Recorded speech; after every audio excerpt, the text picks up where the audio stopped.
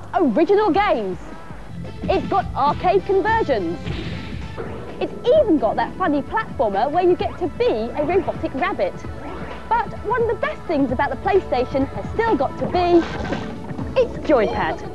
OK, so it may not seem that significant, but history has shown that game controllers are more important than you might think. 10 years ago, when the NES appeared, it was a milestone in video gaming, not least because it popularised the joypad. OK, so it only had 2 buttons, but at least you no longer had to waggle away on one of these. The next advance in console history was the Mega Drive, and it just had to go one better. Oh, look, 3 buttons.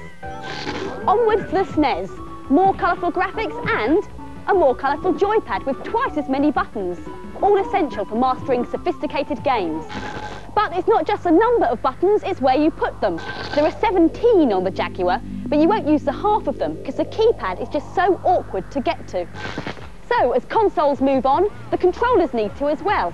The PlayStation joypad has got more buttons than you've got fingers, but they all seem to be in just the right place.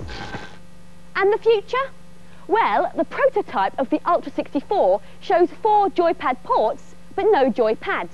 Nintendo say they're keeping the design for the joypads top secret because it's going to be as revolutionary as the Super Console itself. But don't keep your fingers crossed, you might need them.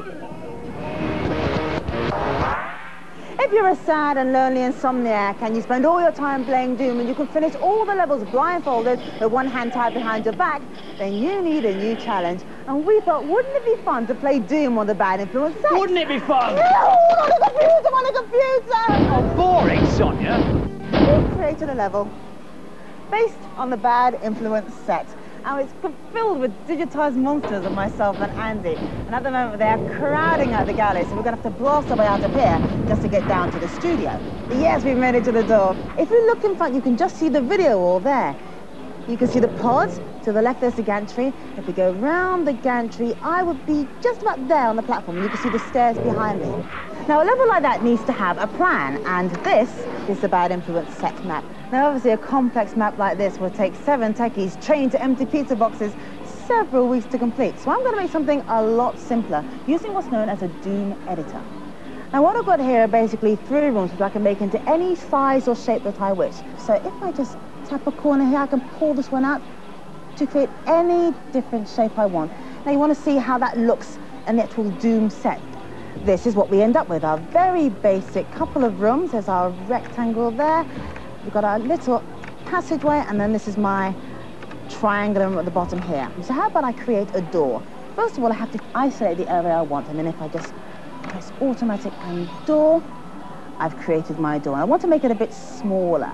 That's more like it. I want to change the carpet now in one of the rooms. I want to make it a bit brighter.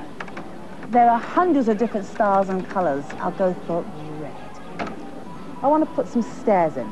Right.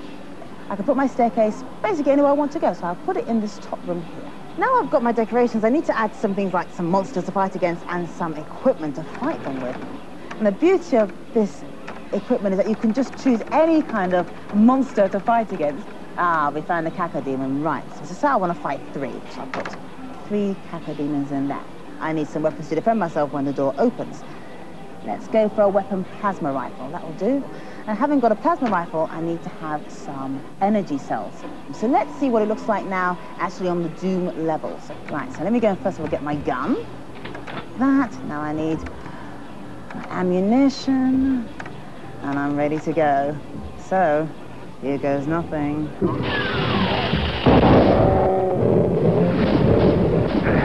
Doom miniatures are only available on PCs, but there are loads to choose from. You can even get them free on magazine cover discs. Right. And now for some more games reviews. Complete the sequence. NHL 93, NHL 94, NHL 95. Yes, you've guessed it. National Hockey League 96 hits the Mega Drive this week. New options include spinning through 360 degrees while skating up the ice and sending in the bully boys to take out your opponent's star player. Is this game going to be a league winner? Here's Lisa.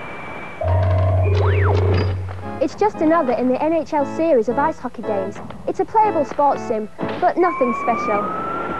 There are several gameplay modes, including playoffs, seasons and shootouts, I'm playing the regular game. The two teams are the Devils and the Red Wings. I'm playing the Red Wings and they're in white. It's quite easy to pass to each player, but it's sometimes hard to score a goal, which is quite frustrating. I'm using automatic goalie. This helps me to concentrate more on the gameplay. One of the good touches in the game is if you get really violent and decide to hit someone like in real life hockey, you get sent off into the sin bin. National Hockey League 96 has got a few new features, but the gameplay is not sufficiently different to NHL 95. I thought it was difficult to tackle your opponents and manoeuvre. Overall, it wasn't the best sports sim I've ever played. There's nothing eye-catching about the game. It's really average. And the scores for National Hockey League 96. Both the boys and the girls thought it was skating on thin ice and gave it an average 3. It started life on the Amiga and PC, and now Space Hulk has lumbered onto the 3DO. In this Doom-like strategic shoot-'em-up, you control the Blood Angel chapter of Imperial Space Marines. You keep track of your squad using the radar map in the corner of the screen. Your mission is to board the out-of-control Space Hulk and divert its course away from the Imperial planet Delvar 3. The only hitch is an army of alien nasties which you have to destroy. Here's Lee. The graphics are spot on, and the incredible atmosphere really keeps you in suspense, but the gameplay is too difficult. I have a squad of 10 men, all wearing orange protective suits. I have to take control of them and position them on the map. Here are some of the aliens which have to be killed to complete the mission. It's a very moody game and requires a lot of concentration to play, and it can be quite scary playing it alone in the house at night. Technically it's a great game, but I found there wasn't enough time to position my men before the aliens got me. This game is really action-packed, and because of the first-person perspective and the sound effects, it makes you feel as if you're really there. They tried to put some very good ideas into this game, but unfortunately it doesn't play that well. The scores then for Space Hulk. The boys gave it an average 3, the girls liked it a bit more, a 4. This week's competition prize is 2 PlayStations, each with a copy of Wipeout and a connecting lead. And the question is, what was the name of the very first video game? Was it A, Donkey Kong, B, Mud, or C, Computer Space? Phone in your answers on 0891 800 300. That's 0891 800 300. The lines are open until midnight on Sunday. Calls cost no more than 25 pence. And please make sure you get permission from whoever's paying the bill before dialing. Last week's competition prize was a Game Boy with Donkey Kong Land, and we asked you which computer games character appeared in the original Donkey Kong. Well, the answer, as 8,500 of you knew, was Mario. And there he is, look. The lucky winner is Darren Hall from Waterloo Bill and Hants. Congratulations, Darren. And 10 runners-up will get Bad Influence, Bad Crew t-shirts, and your names are scrolling across the bottom of the screen now. Well done. No! Oh, yes! We were going to leave you with the Bad Influence Doom level, but then I thought, no, why not play the real Doom instead?